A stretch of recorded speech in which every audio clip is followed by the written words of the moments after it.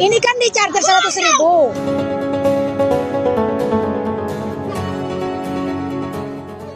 Viral sebuah video di media sosial yang memperlihatkan seorang wanita penyedia jasa sewa tikar ngamuk dan marah-marah kepada pengunjung wisata Pantai Pandan, Kabupaten Tapanuli Tengah, Sibolga, Sumatera Utara.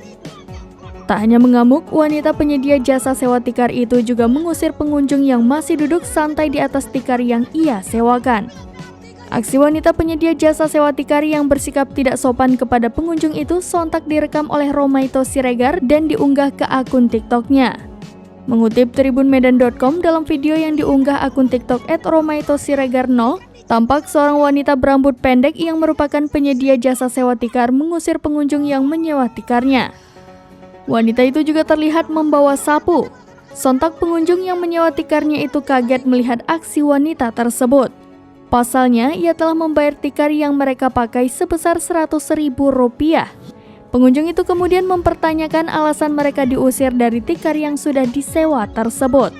Pertanyaan yang diutarakan oleh pengunjung itu tampaknya tak dihiraukan oleh penyedia jasa sewa tikar.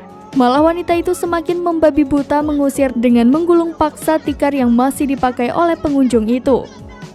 Terlihat sejumlah barang berupa tas, kantong plastik, serta barang-barang yang masih terletak di atas tikar nyaris berhamburan lantaran digulung paksa oleh penyedia jasa sewa tikar itu.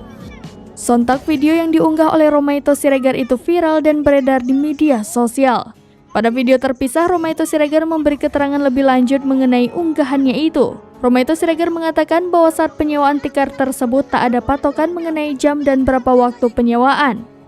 Terkait video viral keributan antara penyedia jasa sewa tikar dengan pengunjung yang terjadi di Pantai Pandan, Sibolga, Sumatera Utara ini, Tribun Medan masih mencari fakta lebih lanjut. Iya kan, bilang kan kau. Ini kan di charger 100.000.